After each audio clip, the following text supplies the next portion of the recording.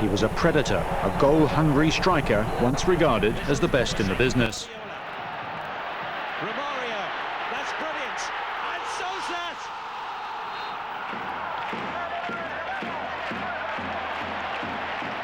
And there's Romario, and that's it. In his prime, this pocket-sized dynamo possessed an electrifying burst of pace, tremendous balance, and a clinical finish. Born in a poor neighbourhood of Rio de Janeiro, Romario's road to glory was anything but a fairy tale. Despite his poor surroundings, it seemed he was always destined for the top.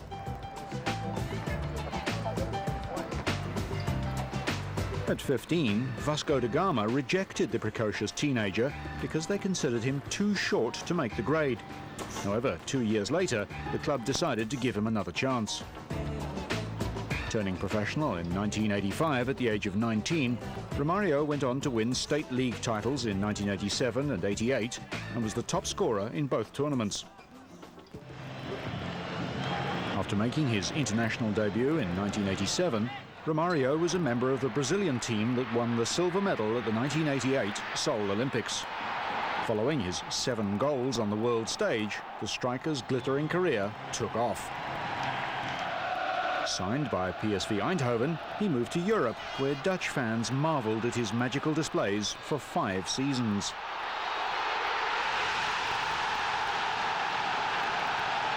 While at PSV, Romario scored over 130 goals, won 3 league titles, 3 Dutch Cups, and the Cup Winners' Cup. He looks like he's coming back to his best, and his best is just about as good as you'll find in the world. Romario had the amazing ability to bounce off his markers and create that extra yard of space for himself. His knack of scoring goals out of nothing is a natural attribute. He was born with it. Put simply, Romario was a genius of the modern game. Would you believe it? He made his World Cup debut at Italia 90, but played only 1 game as Brazil suffered a second-round elimination at the hands of Argentina. After his successful stint with PSV, Romario transferred to Barcelona in 1993. Under Dutch legend Johan Cruyff, he spent only 1 season with the dream team of Spanish football, but what a memorable season it was. Romario with the equaliser! Scoring 30 goals, the charismatic Brazilian was the Primeira Liga's leading scorer as Barcelona clinched the championship and a place in the Champions League final.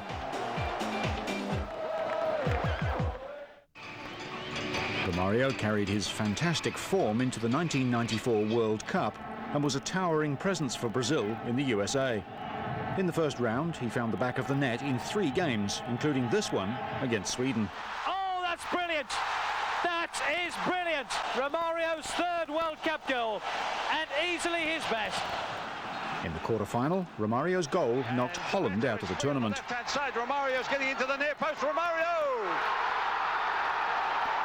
And in a trice, they're ahead. Another goal against Sweden in the semi-final gave Brazil the chance to win their 4th World Cup and break a frustrating 24-year drought. In the final, the Italians' defence shut out Romario and Bebeto's striking partnership, and the game was decided on penalties. Brazil won 3-2, with Romario one of the 3 successful penalty takers. In addition to winning the Golden Boot award, the role Romario played in Brazil regaining the World Cup was acknowledged when he was named Player of the Tournament. Completing what was without doubt the best year of his career, Brazil's World Cup hero was subsequently named FIFA World Player of the Year. The temperamental Brazilian returned to Barcelona after the World Cup, but played only 13 games before packing his bags and returning to South America. Flamengo secured his services for $5 million, and with 34 goals in his first season, it proved to be a good investment. Romario was the leading goal scorer again the following season with 26 goals, and Flamengo won the league championship. On the international scene, the combination of Romario and Ronaldo was proving to be a lethal strike force for Brazil. In 1997, they won the Copa America and the Confederations Cup, and Romario was named in the tournament's All-Stars team.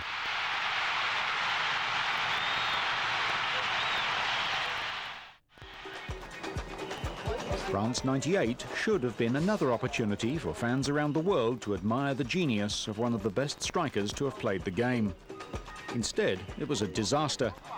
A niggling calf muscle injury forced Romario out of the squad on the eve of the tournament, but he never accepted the decision and insisted he could have played. At 32, it appeared that time was catching up with him. Defying his age, Romario continued to knock in the goals for Flamengo until an off-the-pitch incident brought an end to their successful association. Throughout his career, Romario had never disguised his love of the good life. In this respect, he can be compared to some of football's other brilliant but flawed characters. This photo, taken at a nightclub just 24 hours after Flamengo failed to make the quarter-finals of the Brazilian Championships, led to his controversial dismissal. However, Romario's old club, Vasco da Gama, took a risk and signed the volatile striker. The club's former teenage prodigy returned the favour with some brilliant performances, including a hat-trick in Vasco's Macosa Cup victory of 2000. The following year, he won his first Brazilian Championship title with Vasco and collected his third South American Player of the Year award. While Romario's love of the good life has been well documented, there's another side to the popular player that few people would perhaps know about. Using his celebrity status, he created a charity project for disadvantaged children that aims to promote education, health and team spirit through football. Romario believes that sport, and most specifically football, is a vital tool in reaching out to the children. It's a way for us Brazilians to have a better country. There's nothing better than sport to take these children, the future of our country, away from a wrong life. I hope that those people who are already contributing will continue. And for those who haven't started and are in a financial position to do so, I hope they will participate because our country needs it, especially the children.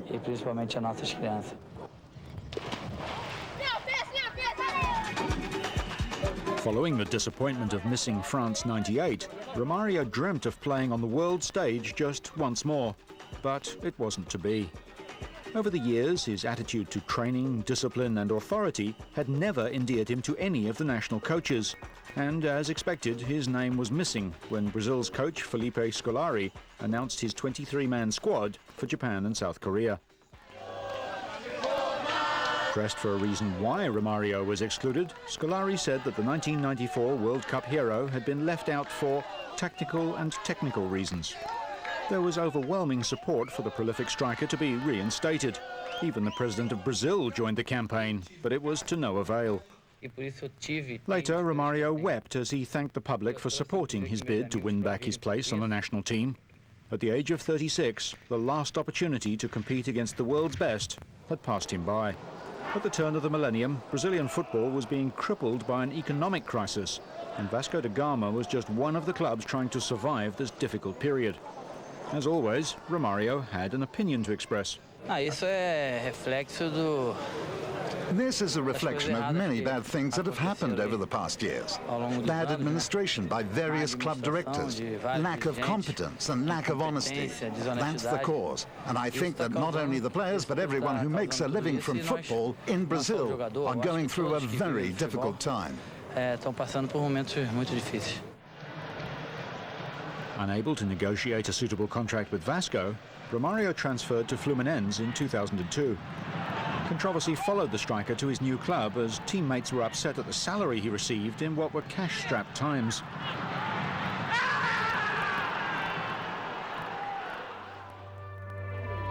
However, just a few months later, the striker suddenly departed Fluminense after receiving a lucrative offer to play in the Middle East for Qatari club Al Saad. His 3-month contract was worth a reported $1.5 million. But Romario's problems began when he was prevented from playing in the Asian Champions League because he wasn't registered in time. He then fell out with a coach who wanted to change his style of play. The striker left Qatar after playing just 3 games in which he failed to score a goal. In June of 2003, aged 36, the controversial Brazilian returned home, where his main aim was to reach the magical mark of 1,000 career goals, a feat only the legendary Pelé has achieved. But it would take longer than expected, and more than one club to reach that milestone. After 2 years with Fluminense, Romario returned to where it all started, Vasco da Gama, where his 22 goals led all scorers in the Brazilian Championship. Rising 40, he then headed to the USA in search of his 1,000th goal, where he helped Miami FC to their first ever playoff series. However, the goals weren't coming quick enough for the aging playmaker, and it was back to his beloved Vasco da Gama after just 1 season in Miami. Returning at the end of 2006, it was only a matter of time before Romario would realize his dream. With 999 goals to his name, Romario stepped up to take a penalty kick against Sport Recife in May 2007. The entire nation held its breath, and with one simple kick, his dream came true. Slotting home a penalty kick in Vasco da Gama's 3-1 victory, it was time to celebrate.